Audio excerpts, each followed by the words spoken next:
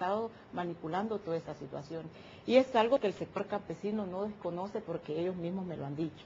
Lastimosamente han sufrido manipulaciones, les han dado esperanzas en todos estos años y esperanzas que hasta la fecha hay muchas ocasiones que no se han cumplido, más sin embargo el reto de nosotros es darle cumplimiento. Bueno, nosotros lo hemos comprobado que con fines electorales también se han utilizado y se le ha dicho a la gente, si usted no vota por un partido político tal, usted no va a obtener su escritura.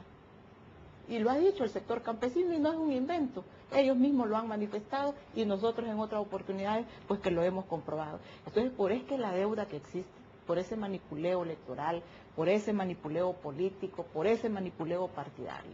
Entonces, por es que existe esa deuda. ¿Y cómo va a lograr usted no caer en esa tentación? Ah, no, por porque supuesto. Al final todos han hecho. Por supuesto, no. Nosotros en ningún momento, y esa es una de las primeras metas y de las primeras prerrogativas que nosotros hemos dado. No nos vamos a prestar para fines partidarios y políticos, eso ya lo dijimos muy claro, a las diferentes jefaturas se les ha manifestado, estamos para el servicio de la población campesina y muestra de ello es que en estas escrituras no estamos viendo, en esta entrega de escrituras no estamos viendo colores políticos ni colores partidarios. Nuestra obligación es servirle al sector campesino que ha estado abandonado durante muchos años y para eso vamos a apostarle al servicio del sector campesino como servidores públicos, como funcionarios públicos, sin ver colores políticos y partidarios, siempre y cuando vamos a hacer las asignaciones y la entrega de tierra cuando la persona califica para darle cumplimiento a lo que la ley de lista nos exige. Si la persona califica, reúne los requisitos que la ley nos pide, pues nosotros con gusto vamos a asignar la tierra, con gusto vamos a seguir el trámite que la ley nos establece para que en un corto plazo esta gente pueda poseer sus escrituras. Entiendo que ya han entregado en dos procesos, 934 en el Departamento de La Paz y unas 489 en Sonsonate. Vamos a hacer una pausa, regresamos con esto para hablar de este proceso de entrega de escrituras. La presidenta de lista con nosotros, la licenciada Carla Mabel Albanés. Ya regresamos.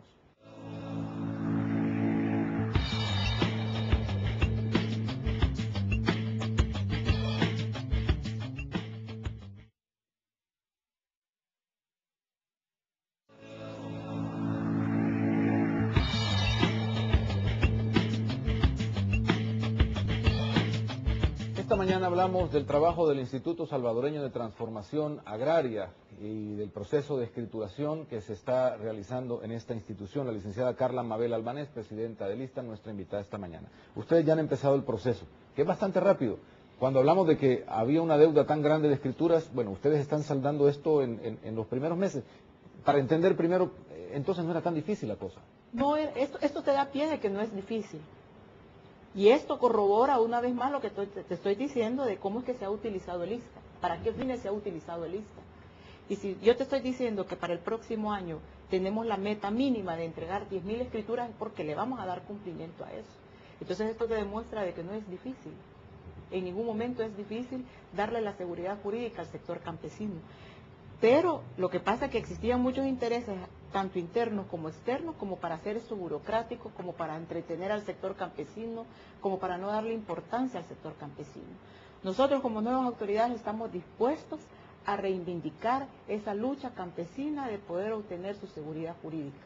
Por supuesto que no nos vamos a tardar 20, 15 ni 17 años, nos vamos a tardar meses o años, pero no ni 5 ni 3, sino que lo más pronto posible darle la legalidad de las tierras. Después de los acuerdos de paz, hubo ahí pues la entrega también o la decisión de entregar tierras tanto a excombatientes de la Fuerza Armada como del FMLN.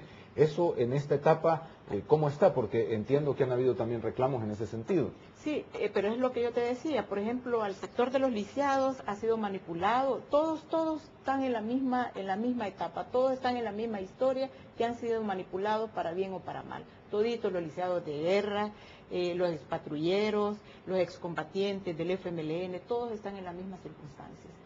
Entonces, nada menos yo el día de ayer tuve una reunión con el viceministro de Defensa para poder ver cómo viabilizamos y estamos trabajando en eso para garantizarle la seguridad jurídica al lisiado de guerra o al lisiado de la Fuerza Armada. Estamos trabajando en eso. Quiero decirte que todas las personas que están bajo los diferentes programas, bajo las diferentes fases, la mayoría están en las mismas condiciones, la mayoría. Y es por eso que te he dado ese dato global de que existe una deuda de 116.000 escrituras pendientes de entregar de los diferentes programas. ¿Cuál es la realidad de tierras en el país en este momento o de las tierras que todavía falta por entregar? Porque entiendo que hubo un caso denunciado grande del expresidente de Lista, el señor López, que estaba entregando tierra a familiares dentro de esta institución. Se ha hablado de mucha corrupción al interior de Lista. Claro, nosotros no podemos negar de que existe corrupción. Hemos detectado cuestiones sumamente anómalas, unas que son corrupciones, otras que lindan con la corrupción. Quiero decirte de que nos hemos encontrado de que ni tan siquiera existe un inventario de tierras dentro de Lista.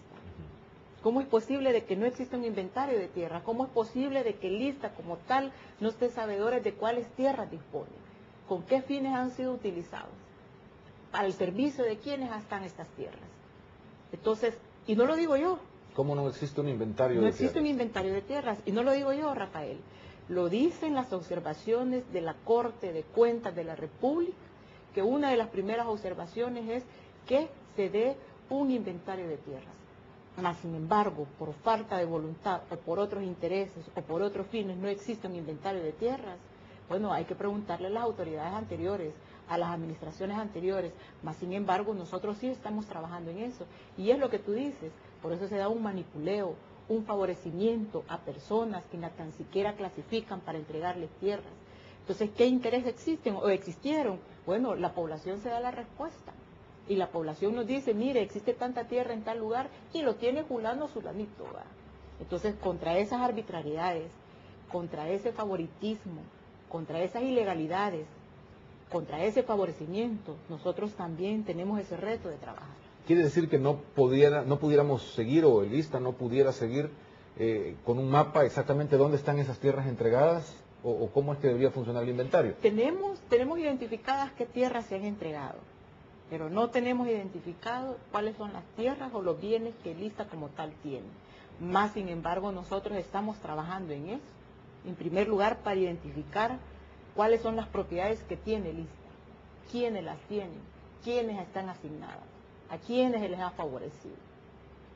Entonces, te digo, nos hemos encontrado con personas que han sido favorecidas, como el caso que tú estabas mencionando, que han sido entregados a familiares de políticos, lo cual no es el sentido, no es el espíritu de la creación de Lista. El espíritu es favorecer al sector campesino. ¿Y por qué privilegiar a un cierto sector cuando existe una deuda de 20 años? Una deuda que el sector campesino nos está reclamando y que está haciendo fila y que ha hecho fila para poder entregarle sus escrituras, y que tú y las administraciones anteriores, de manera arbitraria, más bien dicho, han entregado a familiares escrituras y les han legalizado sus tierras, cuando no es el espíritu del Estado. De cara al futuro, se ha dicho que una de las necesidades para mejorar el agro es una ley de arrendamiento de tierras, que entiendo incluso ya está en discusión de alguna manera en la Asamblea Legislativa. En el futuro, ¿esto cómo impacta? ¿Cómo debemos entenderlo? ¿Y qué ha pasado con aquellos propietarios que ya revendieron o que ya murieron y que sus hijos se fueron para Estados Unidos o la gente emigró? Como para entender el proceso de la posesión y tenencia de tierra en un momento en el que se le quiere apostar al agro. Cómo no, fíjate que en relación a la ley de arrendamiento, yo tengo mis limitantes, porque en ese entonces, así como estaba estructurada, consideramos nosotros de que era poco o nada el beneficio que iba a tener el sector campesino. Bueno, así como estaba ese proyecto de ley, de la ley de arrendamiento, nosotros consideramos que no era el sector campesino al que se iba a favorecer. Iba a ser a un cierto sector, pero era por la forma en que estaba estructurada la ley de arrendamiento. Nosotros podríamos compartir en un momento determinado que se aplique la ley de arrendamiento, pero siempre y cuando verdaderamente beneficie al sector campesino. Y que sea el sector campesino el que salga el mayor beneficio,